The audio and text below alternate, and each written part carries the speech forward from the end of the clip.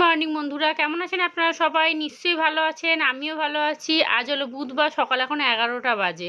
আজকে রামনবমী, তাই আমি ভাত খাবো না, কিন্তু রান্না বান্না তো করতেই হবে। তন্ময় খাবে আর তিশান খাবে। তন্ময়ের মনে হয় আজকে কাজ ছুটি আছে, এখনও পর্যন্ত ঘরে আছে। রান্না বান্না বলতে এখানে পটল দিয়ে, আলু দিয়ে, মাছের ডিম দিয়ে একটা ঝোল হবে, অল্প করে ভাত বসিয়েছি। আর এখানে এই যে আদা রসুন কাঁচা লঙ্কা ছিল না, পেস্ট করে নিয়েছি। আর ঘর দোর সব ঝাঁট দেওয়া মোছা সমস্ত হয়ে গেছে। তিশান গেছে পড়তে। তিশানের আজকে আস্তে আস্তে 11টা সাড়ে 11টা বেজে যাবে, কারণ ওর বিকেলে পড়া ছিল, বুধবার ইংলিশ পড়া ছিল, কিন্তু স্যার গতকাল রাতে মেসেজ করেছে যে সকালে পড়িয়ে দেবে। সকালবেলা ঘুম থেকে উঠে একটু চা বিস্কুট খেয়েছি, তারপরে বাসি সমস্ত কাজবাজ সেরেছি, তারপরে রান্নাবান্না জোগাড় করলাম। তো কি রান্না করব, কি রান্না করতে করতেই সময় অর্ধেক চলে গেল। তারপরে ভাবলাম ডিপ ফ্রিজে তো একটুখানি মাছের ডিম আছে, তাহলে এক কাজ করি, তন্ময়কে তিশানকে মাছের ডিমের ঝোল করে দিই।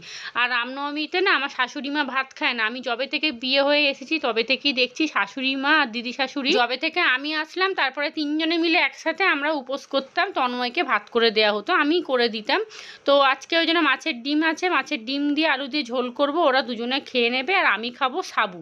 আজকে তিশান 7টার সময় পড়তে গেছে, দুটো পড়া কমপ্লিট করে তারপরে আসবে। দুটো পড়া মানে দুটো স্যারের কাছে, একটা ম্যাডাম একটা স্যার। সায়েন্স ম্যাডামের কাছে পড়বে 7টা থেকে 9টা, তারপর আবার আজকে ইংলিশ স্যারও পড়িয়ে দেবে। বিকেলবেলা একবার মেলায় বেরোবার ইচ্ছা আছে তিশানকে নিয়ে, দেখি যা গরম পড়েছে আজকে বাবা। তিশান তো এক সপ্তাহ আগে থেকে মা মেলায় যাব মা মেলায় যাব শুরু করে দিয়েছে। সন্ধেবেলা মেলায় গেলে কি হবে, আবার লুচি করতে হবে। আজকে রাত্রিরে আমাদের লুচি খেতে হয়, আর নিরামিষ একটা আলুর দম করবো, আর একটা কিছু যাই হোক করে নেবো। তো মেলা থেকে এসে তারপরে ওইগুলো করবো জানেন। আর আজকে প্রচণ্ড গরম পড়েছে। এই যে এখানে বড়াগুলো ভেজে নিয়েছি, আমার জন্য ব্রেকফাস্ট ম্যাগি বসিয়েছি, এটাই একমাত্র অপশান ছিল। দুপুর এখন 1টা বাজতে যায়, আমার স্নান হয়ে গেছে, পুজো দিয়ে দিয়েছি, যা কাচাকুচি করেছিলাম সব মিলে দিয়েছি। বাইরে মারাত্মক রোদ উঠেছে। তিশান গেছে স্নান করতে, তন্ময়ের আজকে কাজ নেই বোধহয়, সকাল থেকে বসেই আছে, কোনো ফোনও আসেনি। আর ওদের দুজনকে ভাত করে দিয়েছি, আমি আর মা কি খাবে জানি না। মা ওনার রাত্রিরে লুচি খাবে, এখন তো বললো যে সাবু টাবু কিছু খাবে মাইমার ওখানে। তো আমি আমার জন্য সাবু ভিজিয়ে দিয়েছি, একটু গরম জল দিয়ে ভেজালাম, কারণ এত বেলা ভিজেছি তো, নাহলে না সেই দানা দানা কচকচ করে একদম। গরম জলটা দিলে না বেশ নরম হয়।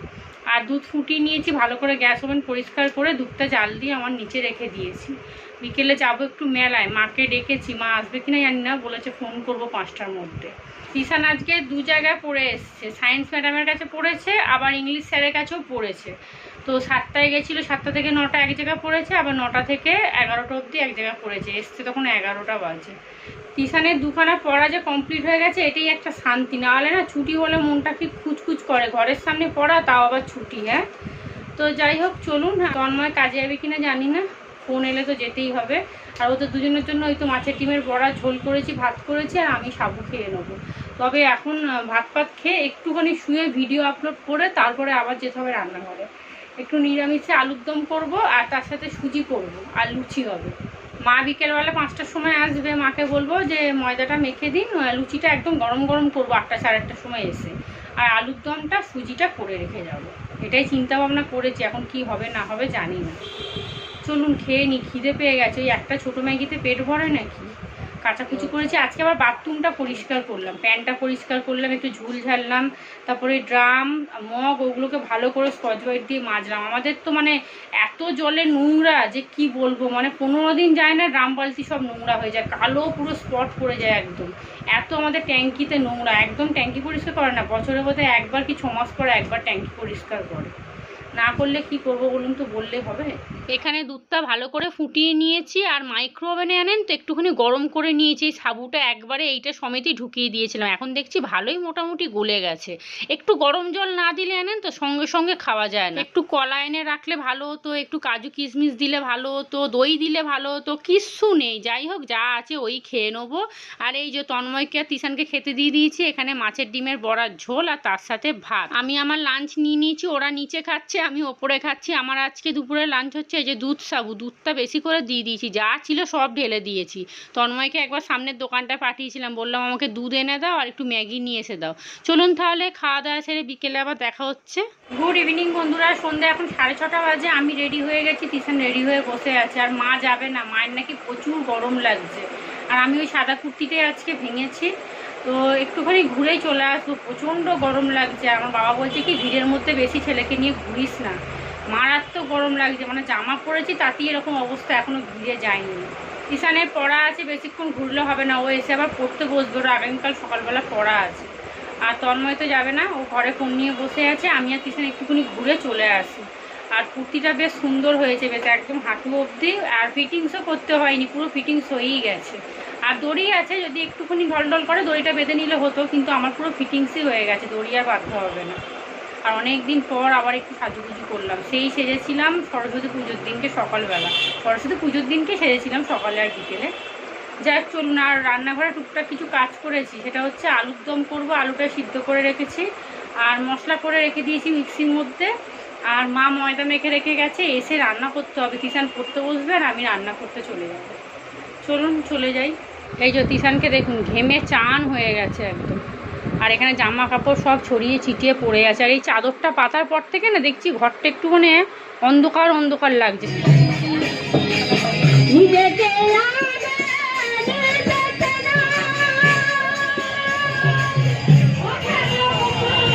কয়েকটা ফুল নেবো, বাবা ফুলদানি আর ফুল দুটো মিলিয়ে 100-150 টাকা করে দাম বলছে। আর এই যে ছোটোগুলো দেখলেন এগুলো 100 টাকা করে বলছে জানেন, কিন্তু ফ্লিপকার্ট থেকে নিলে 4টে একসাথে 200 টাকা, মানে 50 টাকা করে। দরকার কি আছে, আমি ফ্লিপকার্ট থেকে অর্ডার দিয়ে দেবো। আর এই দেখুন কত চুবড়ি পাখা এইসব নিয়েই বসেছে, মেলা খুব একটা বসেনি। এত আশা নিয়ে সেজে গুজে এসে দূর বেকার, কিচ্ছু নেই, শুধু কয়েকটা চুবড়ি পাখা ঠাকুরের জিনিসপত্র খেলনা এইসবই বসেছে, এছাড়া আর কিচ্ছু বসেনি। এটা কত? 50 টাকা। এটা 50, এটা কম নিন না। আর যেটা 80 টাকা সেটা দেখি। এই আমাদের প্লেটটা ফেলে দিচ্ছে পাতা গাছ থেকে।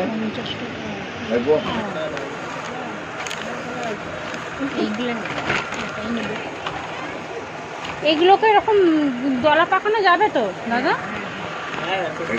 ওটা জলে মিশালে এটা 70 টাকা। হ্যাঁ, আর এটা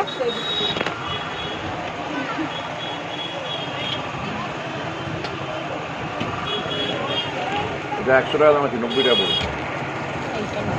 কোনটা নিবি? এটা নেই টাকা নেই, এইটুকু এইটুকু পোকে পোকা এগুলোকে। আচ্ছা এগুলোকে দলা পাকানো যাবে তো? হ্যাঁ, এগুলোকে দলা পাকানো এগুলো মডেল, এগুলো এর ভেতর ঢুকিয়ে টিপে দেবে, মডেল হয়ে যাবে। 200।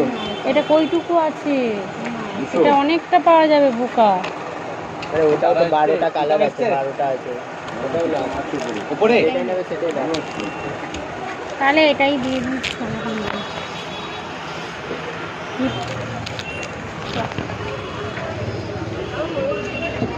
আর কুন্দুর, হ্যাঁ হ্যাঁ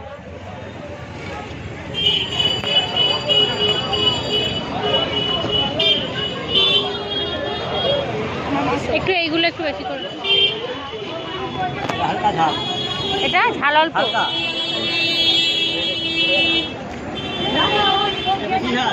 লঙ্কা দেবে খালি একটু।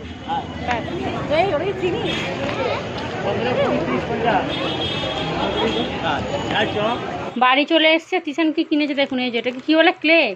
বাবা হ্যাঁ, মোল্ডিং কে,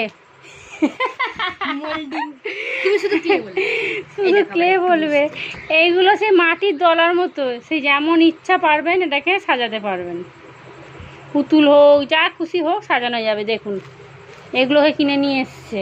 আর আমি কিনেছি এরম একটা ব্যাগ, ওই দেখুন 100 টাকা করে, কত মানে সস্তায় পেয়েছি ভাবুন। আমি নিয়ে নিলাম, কোথাও যাই না তবু 100 টাকা করে এই ব্যাগ হয় বলুন তো। এই যে কালারটা কত সুন্দর না, দারুণ কালার হয়েছে।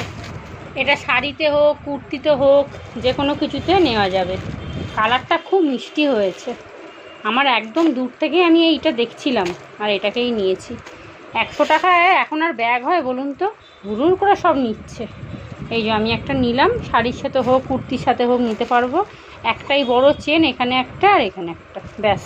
তন্ময়ের জন্য একটা রোল নিয়ে বাড়ি চলে এসেছি, কিচ্ছু বসেনি, কিচ্ছু না। গত 2 বছর আগে এই মেলাতে মানে পা রাখা যেত না, এত ভিড় হতো, এত মানে পুরো রাস্তা ফাঁকা, কিচ্ছু নেই। একদিন চুবড়ি নিয়ে বসেছে, তারপর ওই পাখা, তারপরে ওই বাচ্চাদের খেলনা 2-1টা যেটা রোজকার আমি পেয়ে যাব সেই জিনিসগুলো নিয়েই বসেছে, এছাড়া কিচ্ছু বসেনি। কাপ টাপ তো বসেই নি, অথচ এই মেলাতে মানে রাস্তায় দাঁড়ানো যেত না, এত মানে সারি সারি দিয়ে লোক বসতো, নানা রকম জিনিস নিয়ে বসতো। এবছর কিচ্ছু বসেনি, পরের বছর থেকে আর যাবো না। দূর বেকার ওই পাখা চুবড়ি খেলনা, এ তো আমরা রোজই রামতলায় পেয়ে যাবো। ঈশান এখন পড়তে বসবে, আমি যাব রান্নাঘরে লুচি করব। মারাত্মক গরম, মারাত্মক। আর আমার পেটটা ভালো না, তবু আমি 10 টাকার ওই ঘুগনি খেয়েছি। আমার ওই মেলায় গেলে না ঘুগনি খেতে ভীষণ ভালো লাগে, ওই যে কাঁচা লঙ্কা কুচিটা দেয়, দারুণ লাগে খেতে। খেলাম তো ঠিক কথা, কিন্তু পেটটা জ্বালা জ্বালা করছে, ওই জন্য আসার সময় একটা ইনো নিয়ে এসছি, ইনো খাবো। চলুন এখন যাই রান্নাঘরে, রান্না করব, জামা কাপড়গুলো গোছাবো। বেকার বেকার গেলাম, তবুও এইটুকু সময় যায়, ততটুকু যে আনন্দ হয়ে যায়। এই পড়তে বস, কিষানের জন্যই গেলাম, আর নাহলে আমি যেতাম না এই গরমের মধ্যে। ধূপ এখানে আলুর দমের আলু সিদ্ধ করে রেখে গেছিলাম, আর এই যে এইটার মধ্যে আদা টমেটো কাঁচা লঙ্কা সব পেস্ট করে নিয়েছি। আলুর দমটা করে তারপরে ঝটপট করে লুচি করে নেবো। চলুন, আর বাসনপত্র সেরকম কিছু নেই, সব তুলে রেখেই গেছিলাম, শুধু চায়ের বাটিটা খালি পড়ে আছে। আলুর দমটা করে তারপর লুচিটা ভাজবো। আলুর দমটা এখানে ভালো করে কষিয়ে নিচ্ছি, এবারে অল্প করে জল দিয়ে দেবো। আর যেহেতু আদা টমেটো কাঁচা লঙ্কা সব পেস্ট করেছি, তো কি সুন্দর খেতে লাগছে জানেন। নামাবার আগে অল্প একটু ঘি দিয়ে দেবো, অল্প করে মিষ্টি দেবো, ব্যাস তাহলেই হয়ে যাবে। আর দেখুন সাদা তেল দিয়ে রান্না করলে এরকম ভাসে কেন তেলটা কি জানি, এই দেখছি এখন কদিন ধরে নতুন নিয়ম হয়েছে, আগে কিন্তু এরকম তেল ভাসতো না। আমার মনে হচ্ছে সয়াবিন অয়েলটা এনেছি বলে কি এরকম হচ্ছে কি জানি, আমি পরের বারে তেলটা চেঞ্জ করে দেখবো। এত তেল গরম করছি তারপরও দেখছি তেল জানেন এরকম ভাসছে পুরো, একদম মানে চকচক করছে তেল একবারে। আজকে দেখছি মা ময়দাটা না নরম করেই মেখে ফেলেছে, দেখছি মানে লেচিগুলো একদম লেগে যাচ্ছে বেলার পরে। এখানে অনেকগুলো এখানে লুচি ভেজে নিয়েছি, ব্যাস লুচিটা করলে গ্যাস ওভেনটা পরিষ্কার করব, কটা বাসন আছে মাজবো, এখনও দাঁড়ান বাকি আছে, বিছানা করব, কারিখানেক জামা কাপড় আমার জন্য অপেক্ষা করছে, সেগুলোকে এখন ভাঁজ করব, তারপরে মোটামুটি কাজ শেষ হবে। আর এই যে আলুর দমটা এখানে হয়ে গেছে, অল্প করে একটু ঘি দিয়ে দেবো। আর এই ভাজা মশলাটা ছিল, এর মধ্যে শুকনো লঙ্কা গোটা জিরে আর গোটা ধনে আছে, দেখছেন ভুলেই গেছি। এটা একটু বেশি করেই আমি যখন গুঁড়ো করি না, বেশি করে একটুখানি করে নিই। এই মশলাটা যে কোনো তরকারি বা মুড়ি মাখাতে দিলেও খেতে ভালো লাগে। তন্ময়কে যখনই মুড়ি মেখে দিই এই মশলাটা দিই, এত সুন্দর গন্ধ ছাড়ে না কি বলবো। চলুন, এখানে আলুর দম হয়ে গেছে, একটু ঘি দিয়ে দেবো, ব্যাস তাহলেই হয়ে যাবে। আমি লুচি ভাজছি আর তন্ময় পিছন দিয়ে গান গাইছে, উড়ি বাবারে গরমে মানে প্রচণ্ড গরম লাগছে এই ঘরে না, পুরো একদম কি বলবো আগুন ধরে গেছে এমন অবস্থা। চলুন, হয়ে গেছে রান্না বান্না শেষ। এখানে এই যে তিশান বসে গেছে, ওই কি নাম যেন, কি ক্লে না কি ভেলে ভগবান জানে, ক্লেই বোধহয়, ঠিকঠাক নামটা ক্লে হবে। আর এখানে এই যে সব এবার কোথায় রাখবে সেইটা ঠিকঠাক করছে, বলছে মা আমাকে একটা বড় বাক্স দাও। আমি বলছি না আমার কাছে তো বাক্স নেই, আর 10খানা না 12খানা আছে, আমি কোথা থেকে পাবো এরকম ছোটো ছোটো বাক্স। তো লাস্টে কি করবে, ওই ছোটো ছোটো প্যাকেট কেটে কেটে ওটাকে ডেলা মতো করে একটা কৌটোর মধ্যে বড় জায়গায় রাখছে। চলুন, এখানে জামা কাপড় সমস্ত ভাঁজ করে নিয়েছি। আর এই দেখুন তিশানের এই জামা কাপড়টা এখন এইখানটাতেই ঝুলিয়ে রাখি, আগামীকাল আবার জল ধোয়া করে নেবো। যা গরম পড়েছে এখন আর এমনি জামা কাপড় তোলা যাচ্ছে না, বিভৎস বাজে মানে কি বলবো গন্ধ ছাড়ছে একদম। এখানে সব ভাঁজ করে নিয়েছি, এবারে জায়গা মতো রেখে দিই, তারপরে বিছানাটা ঝেড়ে শরীরটাকে একটু ফেলবো বিছানার মধ্যে। বাপরে, আগে এই রামনবমীতে জানেন কত আনন্দ হতো, ভোর 3টে থেকে সবাই পুজো দিতে যেত, আমাদের রাস্তার ওপর দিয়ে হই হই করে লোক যেত। ভোর 3টে থেকে পুজো দিতে যেত, আবার দুপুর 3টে থেকে শুরু হতো মেলায় যাওয়ার জন্য, মানে মেলায় পা রাখা যেত না, এত লোক হতো এত লোক, আর সেই রকম জিনিসপত্র বিক্রি হতো। কিন্তু এই আজকে আমি গেলাম, সত্যি আমার মন পুরো ভেঙে গেছে, আমি পরের বছর থেকে যাবই না, বেকার ওই চুবড়ি আর ওই পাখার জন্য কে যাবে। শুধু শুধু তিশানকে বলেছি পরের বছর থেকে যাবো না, তুই কিন্তু একদম আমাকে বলবি না। এবছর রামনবমীটা একদম বাজে কাটলো, আগের রামনবমী আর এই বছরের রামনবমী পুরো একদম আকাশ পাতাল তফাৎ একদম। যাই হোক, চলুন এখানে খাবার নিয়ে বসে পড়েছি, তিশান একটু পরে খাবে। তো চলুন আজকের ব্লগটা আমি এখানেই শেষ করি, এখন প্রায় 10টা 20 হয়ে গেছে, এবারে খাবো আর শোবো, আর পাচ্ছি না। তো আপনারা সবাই ভালো থাকবেন, সুস্থ থাকবেন, সাবধানে থাকবেন, দেখা হবে নতুন কোনো একটা ব্লগ নিয়ে। আজকের মতো সবাইকে টাটা।